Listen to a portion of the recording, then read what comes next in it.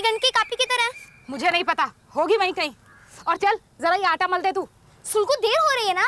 कोई जरूरत नहीं है स्कूल जाने की, बहुत हो गया। अरे घर के काम में हाथ तो बटा नहीं सकती, स्कूल जाएगी। और ये पढ़ाई किस काम आएगी तेरे? फिर शुरू हो गई तू? क्यों पीछे पड़ी रहती है उसके? जब उसका मन लगता है पढ़ाई में तो पढ़ने देना। पिछली बार कितने अच्छे नंबरों से पास हो गई थी। तो अब और ज्यादा पढ़ाने की क्या जरूरत है इसको? 6ठी क्लास पढ़ ली, बहुत हो गया। अब घर का कामकाज भी तो सीखना चाहिए ना। पूरे गांव में केवल 4-5 लड़कियां स्कूल जाती हैं, बाकी सारी घर में बैठ के माँ के काम में हाथ बटाती हैं, और एक ये मरी है। मैं भी तो करती हूँ ना। तू चुप रह। रानी जा बेटे, तू स्कूल जा बेटे, देर हो रही है। देखो जी, कहे देती हूँ, ये तुम ठीक नहीं कर रहे हो।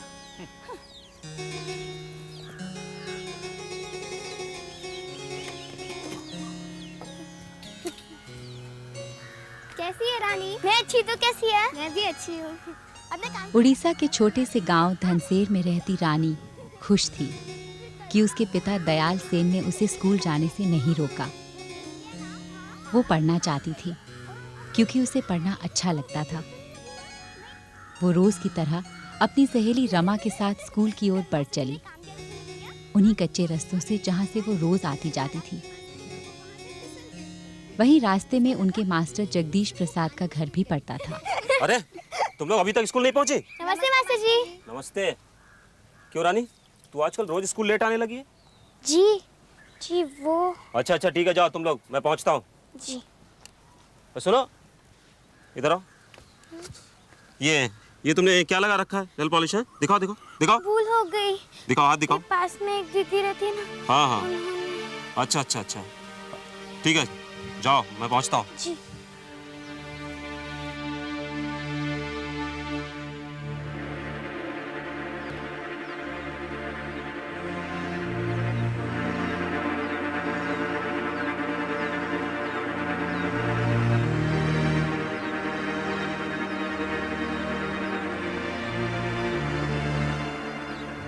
गांव के एक पुराने खाली गोदाम को स्कूल का रूप दिया गया था।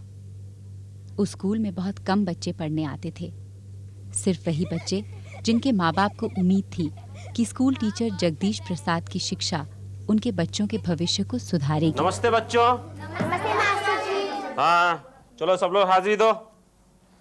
हाँ, सूरज। जी मास्टर जी।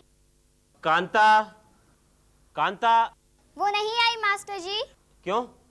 क्योंकि उसकी शादी हो गई है। चुप रहो। गौतम। जी मास्टर जी। आदित्य। जी मास्टर जी। पप्पू। जी मास्टर जी। रानी। जी मास्टर जी।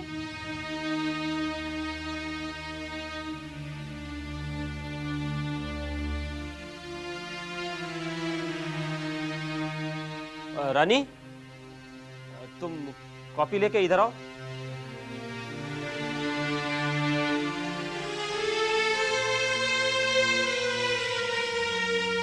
ये अपनी कॉपी में लाल निशान देख रही हो?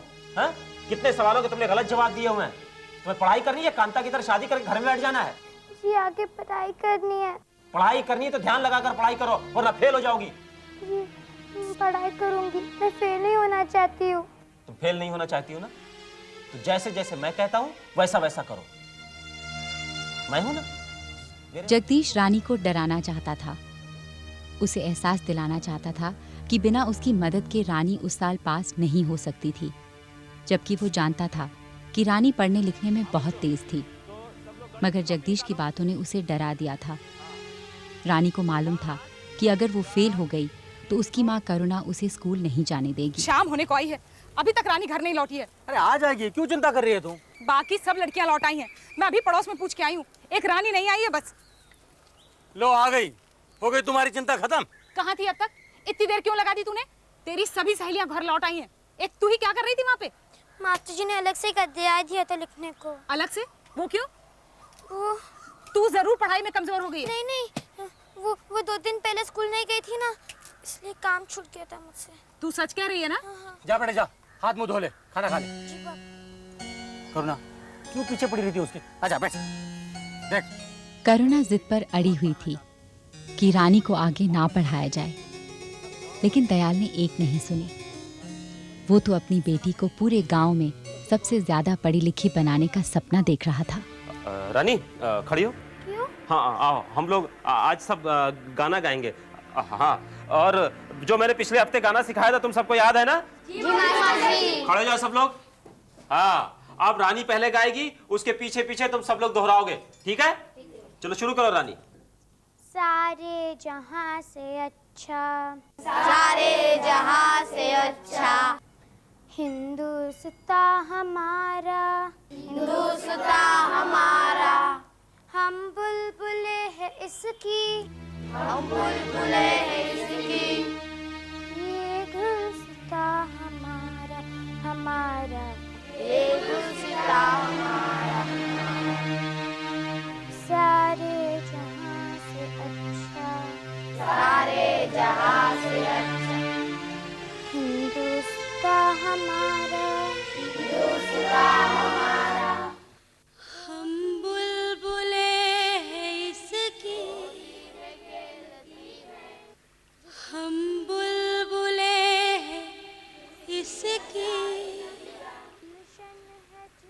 ये गुलसिता हमारा हमारा, सारे जहां से अच्छा।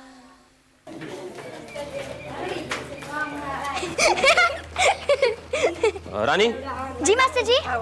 तुम रुको, तुम अभी नहीं जाओगी। पिछला काम पूरा नहीं करना है तुम्हें? पूरा पूरा एक अध्याय छूटा हुआ है तुम्हारा। मास्टर जी मैं भी रुक जाऊं, हम दोनों साथ चले जाएंगे। नहीं नहीं, तुम जाओ, तुम तो पढ़ने में तेज हो, और फिर तुम क्यों परेशान होती हो इसके लिए? जाओ तुम अंदर आओ। रमा तुम चल जाओ, मैं बाद में आती हूँ। 15 का 15, 15 दूना 30, 15 तिया 45, आगे मास्टर जी। 15 चौको 60, 15 पचे 75, 15 छक्का 90। लिखा? 15 दाम में 150। ये ठीक है? हाँ ठीक है, तो तुम यहीं बैठी रहो और इसको कंप्लीट करके जाना यहाँ से। और स्कूल छूटने के बाद जगदीश ने रानी को पढ़ाई के बहाने देर तक उलझाए रखा ताकि रानी को अकेले ही घर जाना पड़े।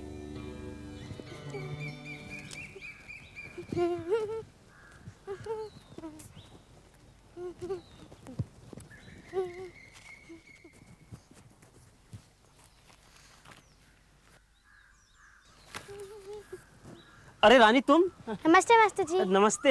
अच्छा हुआ तुम आ गई। तुम्हें परीक्षा के बारे में कुछ बताना है। मैं फेल तो नहीं हो जाऊंगी ना? नहीं नहीं नहीं, अंदर आओ ना। जी। हाँ अंदर आओ, तुम्हें परीक्षा के बारे में कुछ बताना है। आ जाओ आ जाओ। शाबाश शाबाश। फिर मेरे होते हुए तुम्हें फेल कौन कर सकता है? चलो अंदर चलो। हाँ चलो शाबाश। बैठो बैठो बैठो। हाँ बैठ जाओ बैठ जाओ बैठ जाओ। हाँ अरे आराम से बैठो ना, आराम से। ये उतार दो उतार दो। आराम से बैठो आराम से। हाँ शाबाश शाबाश। अरे ये तुमने नेल पॉलिश नहीं लगाई? लगाया करो, अच्छी लगती है। हाँ मास्टर जी परीक्षा के बारे में कुछ बताना है? हाँ परीक्षा, वो हाँ बताता हूँ परीक्षा के बारे में। हाँ हाँ देखो, अब मैं तुम्हें परीक्षा से पहले वो सारे सवाल बता दूंगा, फिर जैसा जैसा मैं कहता जाऊं वैसा वैसा करती जाओ, वरना इम्तिहान में फेल कर दूंगा। हाँ नहीं मास्टर जी ऐसा मत कीजिए, वरना माँ मुझे स्कूल से निकाल देगी। नहीं नहीं, वो क्यों निकालेगी?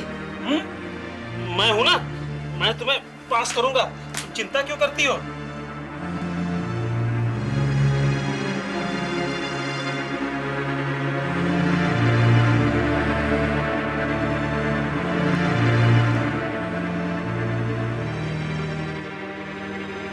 मास्टर जी नहीं, मास्टर जी नहीं, छोड़ो मास्टर जी, मुझे घर जाना, छोड़ो छोड़ो मास्टर जी, मुझे छोड़ो, मुझे घर जाना है।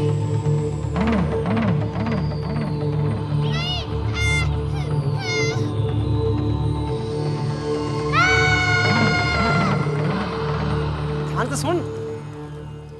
अरे ये चीख तो वहां जगदीश मास्टर की बाड़ी से आ रही है। चल भाग।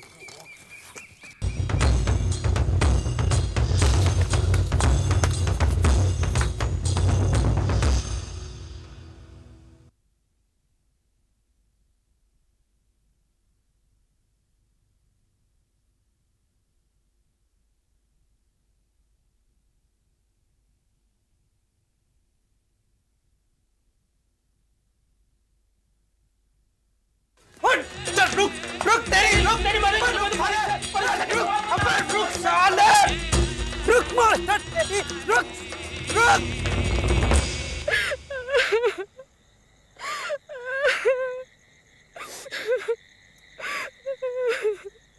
उस कमीने को छोड़ूंगा नहीं मैं, मार डालूंगा उसे मैं। दयाल, देख लिया पढ़ाई का नतीजा। उस मास्टर को छोड़ूंगा नहीं, मेरे फूल जैसी कि जगदीश प्रसाद ने रानी के साथ बलात्कार किया और फरार हो गया। रानी और उसके परिवार के प्रति लोगों के बर्ताव में फर्क आ गया, क्योंकि हमारे समाज में लोग जितनी नफरत बलात्कार करने वाले से करते हैं, उतनी ही उससे भी करते हैं जिसके साथ बलात्कार होता है। ये गलत है, लेकिन ऐसा ही रानी और उसके परिवार के साथ भी हुआ। क्यों मिल गया नतीजा लड़की को पढ़ाने का? गांव वालों ने कहा था लड़की की शादी कर दे, नहीं माना। दादा वो स्कूल जाती नहीं तो ये जुल्म होता क्यों? बन गई कलेक्टर। अरे भाई सारे टीचर जगदीश प्रसाद जैसे नहीं होते, आपको इंसाफ जरूर मिलेगा। बात सिर्फ इंसाफ की नहीं है दयाल, इस गांव की भी है। वैसे भी जगदीश प्रसाद को उसके किए की सजा मिल चुकी है। उसकी इस करतूत की वजह से लोगों ने अपनी बेटियों को स्कूल में भेजना बंद कर दिया है, इसीलिए स्कूल वालों से स्कूल से निकाल दिया और हम लोगों ने उसे गांव से बाहर कर दिया। इतना काफी नहीं है सरपंच जी, मैं उसे जेल में सड़ते हुए देखना चाहता हूँ। पुलिस में रिपोर्ट करने की जरूरत नहीं है दयाल, इससे तेरी ही नहीं पूरे गांव की इज्जत पर आंच आ जाएगी। अरे गांव की नहीं तो कम से कम अपनी बेटी के बारे में सोच। मामला ग्राम पंचायत के बाहर गया तो दूसरे गांव वाले भी उसे अपनी बहू कभी नहीं बनाएंगे, समझा कि नहीं? तो फिर क्या, मैं क्या करूं फिर? क्या हम कुछ नहीं करेंगे? कुछ करने की जरूरत नहीं है दयाल, इसे तकदीर का लिखा मानकर सब्र कर ले। वैसे भी जगदीश प्रसाद अब गांव छोड़कर भाग गया है। तू अपने दिल पर काबू रख और जो कुछ हुआ है उसे भूल जा, ताकि गांव वाले भी इस हादसे को भूल जाएं। और यही इस पंचायत का फैसला है और ये तुझे मानना ही पड़ेगा। अन्याय हो रहा है मेरे ऊपर। सब लोग सब कुछ भूल सकते हैं, क्या मेरी बेटी भूल सकती है? इतना बड़ा अत्याचार वो भूल सकती है कभी? ये ठीक नहीं हो रहा है, मेरी बेटी के बारे में नहीं सोच रहा। पंचायत ने दयाल को कोई भी कदम उठाने से मना कर दिया था। वो लोग जो गांव की इज्जत और मर्यादा के दायरे में बंधे हुए थे, वो उस बाप की तकलीफ का अंदाजा नहीं लगा सके जो अपनी बेटी के लिए इंसाफ मांग रहा था।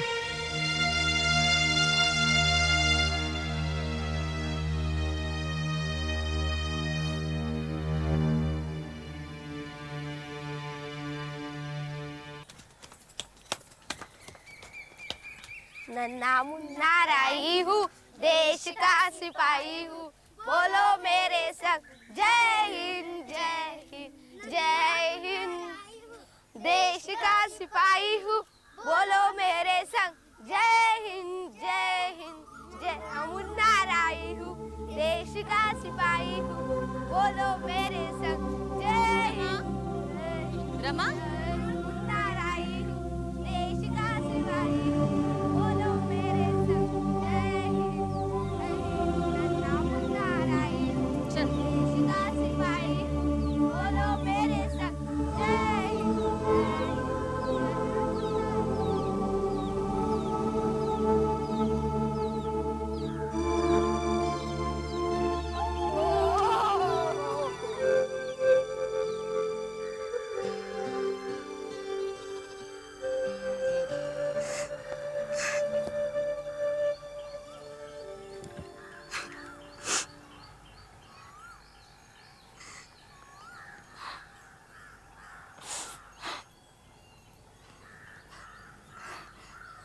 क्या हुआ पंचायत में?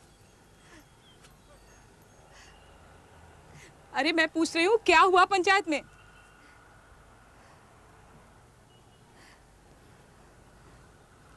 कहते हैं इस हादसे को अपनी तकदीर मान लूं, भूल जाऊं सब कुछ।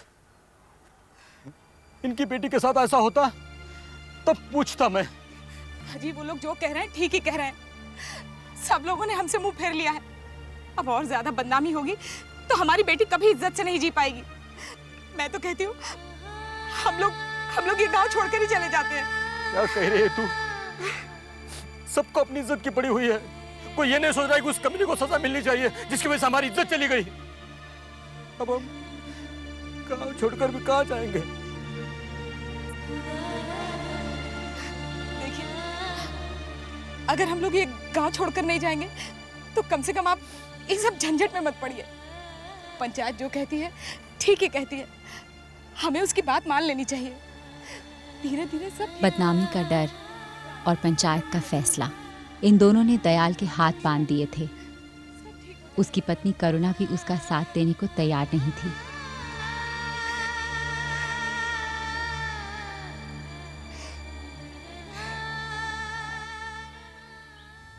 इस बीच उनके गांव की समाज सेविका ललिता बसु को रानी के साथ हुए जुल्म की खबर मिली।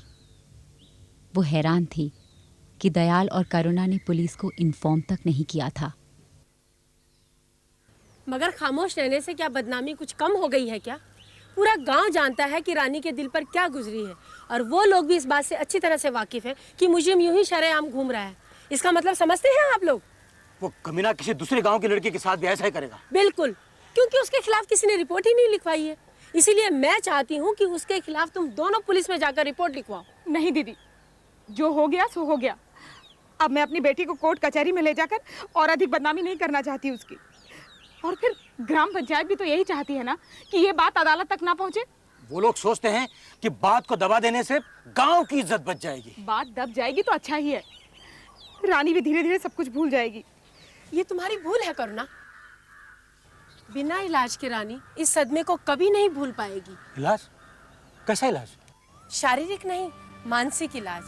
इससे उसके दिल के जख्म भर जाएंगे और वो भी आम बच्चों की तरह दोबारा से जिंदगी जी सकेगी। यही तो हम सब भी चाहते हैं। इसीलिए तो मैं कहती हूँ कि उसे ये एहसास दिलाओ कि उसके साथ जो कुछ भी हुआ है इसमें उसका कोई कसूर नहीं था। आप अपनी बच्ची को बहुत प्यार करते हैं, बहुत ज्यादा चाहते हैं उसे। इसीलिए ये जरूरी है कि मुजरिम को सजा मिले और रानी को ये एहसास हो कि इसमें उसका कोई भी कसूर नहीं था। लेकिन वो हरामी तो खुला घूम रहा है, कैसे होगी मेरी बेटी ठीक? नहीं नहीं, मेरी बेटी ठीक हो जाएगी। ललिता बसु की कोशिश नाकाम हुई। करुणा को यकीन था कि रानी धीरे धीरे सब कुछ भूल जाएगी। वो किसी भी सूरत में पुलिस में रिपोर्ट नहीं करवाना चाहती थी। दयाल अपनी पत्नी की जिद के आगे बेबस हो गया था।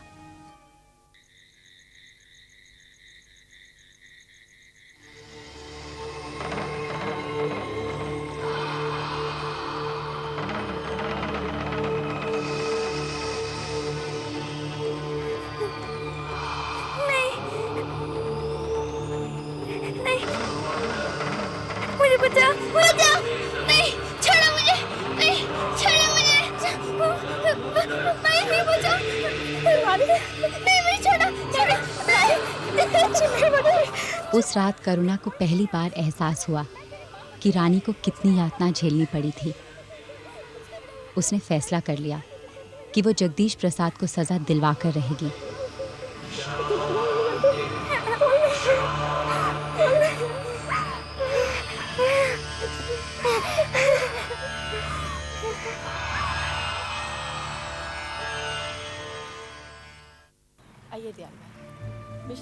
अगले दिन समाज सेविका ललिता बसु ने दयाल को अपने वकील से मिलवाया और उन्होंने पुलिस स्टेशन जाकर रानी के बलात्कार की रिपोर्ट दर्ज करवा दी। मुजरिम जगदीश प्रसाद पुलिस की नजर से छुप नहीं पाया। अगले ही दिन शाम के वक्त उसे पास के एक गांव से गिरफ्तार कर लिया गया। वो अपनी बेगुनाही की दुहाई देता रहा, मगर सारे सबूत और गवाह बदनामी बहुत हो जाएगी। नहीं साहब, बदनामी तो जितनी होनी थी हो गई। अब तो मुझे इंसाफ चाहिए। जिसने हमारी खुशियां छीन ली है उसे सजा तो मिलनी चाहिए। हाँ वकील साहब, जिसने मेरी बच्ची के साथ ऐसा किया है उसे सजा मिलनी ही चाहिए। सजा मिलेगी। मैं तो सिर्फ ये चेक कर रहा था कि तुमने अपना इरादा तो नहीं बदल दिया। नहीं साहब। तो बस फिक्र मत करो, मैं इस जगदीश को 7 साल से पहले बाहर नहीं आने दूंगा। And that's a promise. Public prosecutor Mishra ने अपनी बात सच करके दिखाई। स्कूल मास्टर जगदीश को एक नाबालिग लड़की के बलात्कार का दोषी पाया गया और उसे इस अपराध की सजा मिली। दयाल और करुणा की हिम्मत की वजह से ये मुमकिन हो पाया था, वरना वो मुजरिम आज भी समाज में खुला घूम रहा होता। ये बात धीरे धीरे गांव वालों को भी समझ आने लगी और लोगों का बर्ताव बदलने लगा। रानी एक बार फिर पहले की तरह स्कूल जाने लगी। एक बुरे सपने का अंत हुआ और एक नई जिंदगी की शुरुआत। नमस्ते बच्चों। नमस्ते रानी दीदी। सब लोग अपनी अपनी किताब निकालो। कल का पाठ किया तुमने? आपने किया पप्पू? चलो अच्छा, आज का पाठ करते हैं। आज इस बात को 12 साल हो चुके हैं। रानी अब उसी स्कूल में पढ़ाती है। वो रानी जो एक वक्त पे अपनी हिम्मत खो चुकी थी, आज पूरे गांव के लिए हिम्मत और आत्मविश्वास की एक मिसाल है।